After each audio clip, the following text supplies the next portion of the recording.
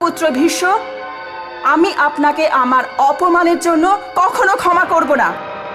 তার জন্য জন্মের পর জন্ম অপেক্ষা করতে হোক না কেন, আপনার মৃত্যুর কারণ হয়ে আমি নিজের এই অপমানের বদলা অবশ্যই নেব।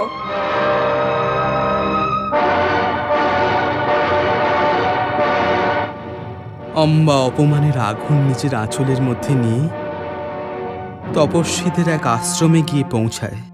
তপস্বীরা ওর কথা শোনবার পর ওকে বলে যে স্ত্রীর কেবল দুটো আশ্রয় থাকে, পতি কিংবা পিতা।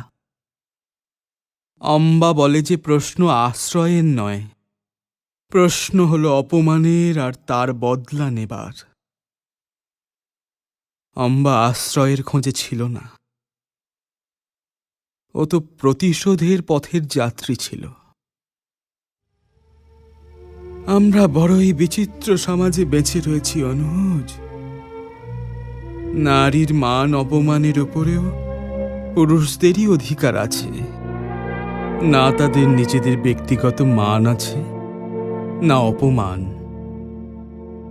কিন্তু অম্বার জন্য এটা গ্রহণযোগ্য ছিল না। অপমান তোর হয়েই গিয়েছিল, তবে তার প্রতিশোধের উপরেও ওরই অধিকার ছিল।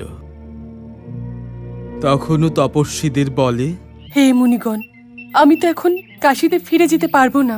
ওখানে আমাকে সকল সখীদের তিরস্কার সহ্য করতে হবে। আমি শাল্যর কাছেও যেতে পারবো না, কারণ উনি আমাকে প্রথমেই অস্বীকার করে ফিরিয়ে দিয়েছেন। আমার জন্য তো কেবল একটাই পথ খোলা রয়ে গেছে, আর ওই পথ হলো তপস্যা করবার। রাজকন্যা, তপস্যার পথ সহজ হয় না। আমি সেটা জানি, কিন্তু যখন কোনো পথ খোলাই নেই, তখন ওই পথের উপর চলতেই হবে যেটা খোলা রয়েছে, সে পথ যতই কঠিন হোক না কেন। হে মুনিবর, তপস্যার পথ অপমান সহ্য করবার পথের থেকে অধিক কঠিন তো হতে পারে না। কিন্তু পুত্রী, সেটা তো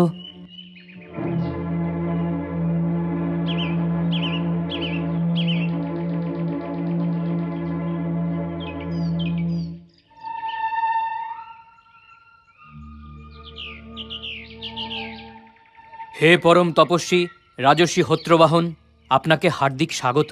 আসন গ্রহণ করুন।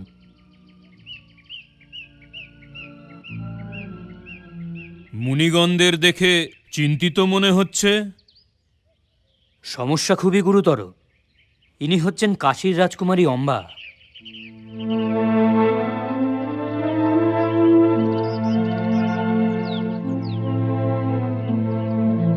অম্বার কথা শোনার পর রাজর্ষি হত্রবাহন চুপচাপ হয়ে যান। তারপর বলেন, হে পুত্রী, আমি তোমার জন্মের পূর্বে তপবনে চলে গিয়েছিলাম। এই জন্য তুমি আমাকে জানোই না।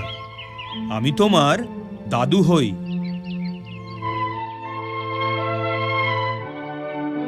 তুমি তোমার পিতার ঘরে যেও না, তুমি বরং পরশুরামের কাছে চলে যাও। উনিই তোমার শোক আর সন্তাপের উপায় করতে পারবেন। ওনাকে কোথায় পাবো ঋষিবর? মহেন্দ্র পর্বতে চলে যাও পুত্রী। উনি আমার বাল্যবন্ধু আর সহপাঠী ছিলেন।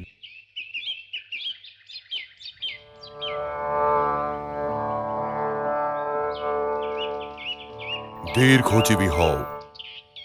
আসন গ্রহণ করুন ঋষিবর।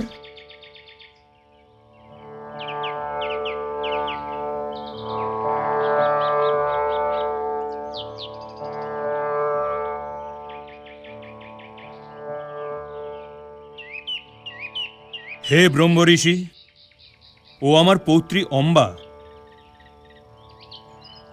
আমি ওকে আপনার কাছেই পাঠাচ্ছিলাম, যে ওর দুঃখের উপায় যদি কারো কাছে থেকে থাকে তবে সেটা আপনিই।